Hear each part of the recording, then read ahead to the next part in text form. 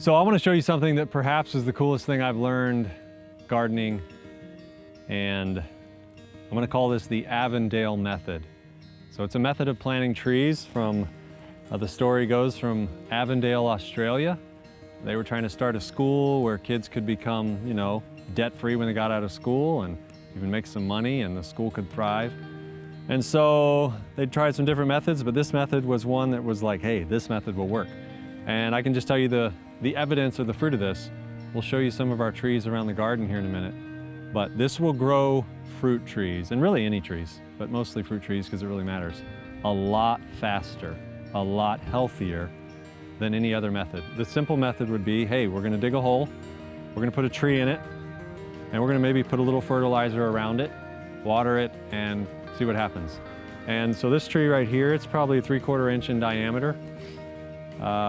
This in about 3 years would maybe be 2 inches in diameter. But the method I'm gonna show you basically will make this tree 4, 5, 6 inches in diameter in a matter of a few years. That's what happened in our garden. And the healthiness of the trees, their disease resistance, and the amount of growth is prolific. So I'm gonna show you how to do it. We're gonna try and do it as fast as we can. I've saved you the boring part of me digging the hole, but with a tree, they say if you buy a $100 tree, you need to dig a $100 hole. I'm a big fan of about 2-3 feet wide, 2-3 feet deep. I cheated on these holes. There's about 60 of these holes all around here. We cheated on these by renting a bobcat for a day with an auger and digging them. All the ones around our garden I dug by hand, and you will earn your dinner by digging by hand. But I'm gonna go through this really quickly. I'm gonna show you some of the soil recipe. I'm gonna do it pretty quickly. The other video covered making of the soil recipe, but I'm gonna do it kind of by memory and by hand right quick. The idea of this is you're actually gonna somehow, and I can't explain it all, I can only tell you by it works. You're changing somehow the electrical energy and the current that's getting into the plant roots. And you're creating a lot of oxygen in the bottom of the hole so that bacteria and other things thrive. And your tree, and I'm gonna do this with my blueberries this spring and summer. I'm gonna do this with my raspberries and even some grapes. I did it with a tomato one time and it was pretty unbelievable, but it's a lot of work to dig a hole this big for one tomato. But basically, here's what we're gonna do. We're gonna put some rich soil in the bottom of your hole. Then we're gonna put a rock layer. Then I'm gonna put a pipe. I'm gonna block that pipe with rocks on the end so that it's not fully sealed tight, but that dirt doesn't get into it, soil doesn't get into it. Then we're gonna keep adding our rich mixture. And then I'm gonna put the tree, and then we're gonna cover it up. So we're gonna try and do this pretty quickly. And here we go. So let's see if I can do it by memory with my mixture here. So if you wanna get up in the hole, you can kind of see. You just mix your mixture in pretty thick. And I think what I'm gonna do with mine here, that's all my good compost. And then I'm gonna mix it up in the bottom of the hole some. And then all the good stuff. This bag's got a hole, so we'll put some of that. That's about right. Man, I feel like one of those fancy chefs in the kitchen. Bam! Bam! All right, we got our alfalfa and our kelp meal. Here we go, here's some of the alfalfa. And the great thing I love about gardening is that it's very forgiving. So that's really nice. And then our biochar. This stuff can get expensive, but it really does help with the bacteria. So I'm probably going a little fast with this one, but I'm confident it'll work. So you mix up the bottom of the hole, get it really good, so that those roots, once they get past that rock layer, which the rock also helps the drainage, you're gonna cover the whole bottom of the hole with a rock. So an easy way I found is you can actually go to like Home Depot or Lowe's, buy a bag of rock, and it'll cover the bottom of a hole about this size.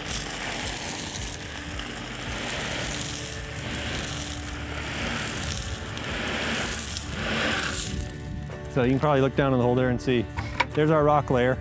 Then I'm gonna add some more of our mixture to just get some more nutrients going there. I know this sounds crazy, but it totally works. And it works amazingly well.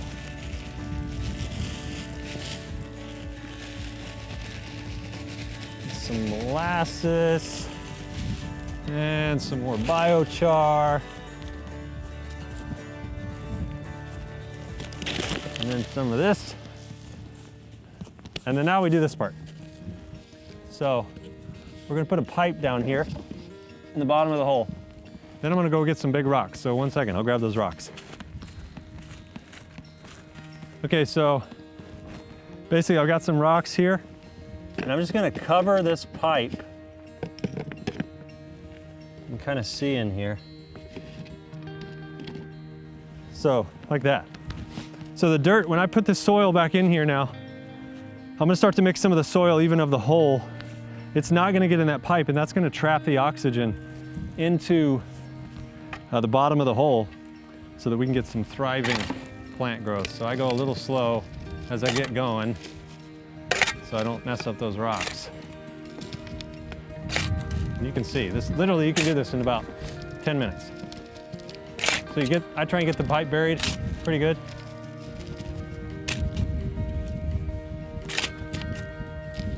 And then just keep going with my mixture. Peat moss is great. And I'm usually mixing in all of my ingredients here. You know, I just kind of keep going with them. Spread them around. In every layer, I'm just trying to get more of the nutrients. And it looks a little messy, but it works.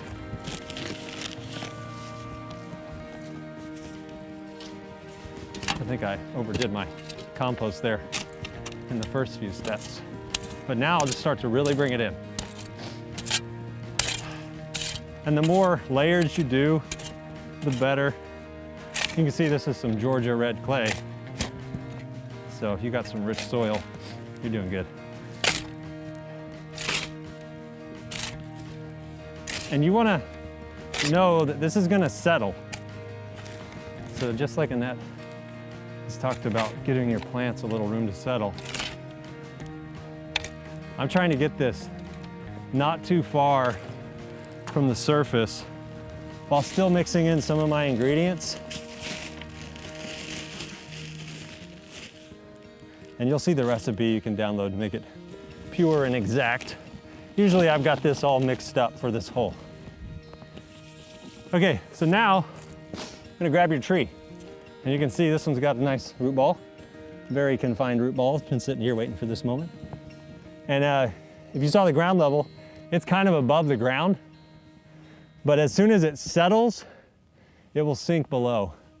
And I'll show you that. But with this here, I just keep mixing in all the ingredients as I fill this in. And you'll see here in a second, I'll save you the boring part and I'll cut to the end product. Okay, I should have told you we were planting a Melrose apple tree out here in the orchard. This orchard is, let's see, we've got peach, apple, fig, pear, walnut, pecan. We got a whole bunch of good stuff. But you can see it looks like a mound.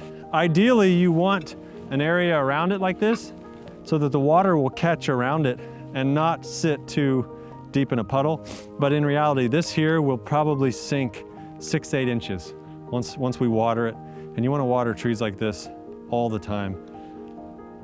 You do not want them to dry out and die.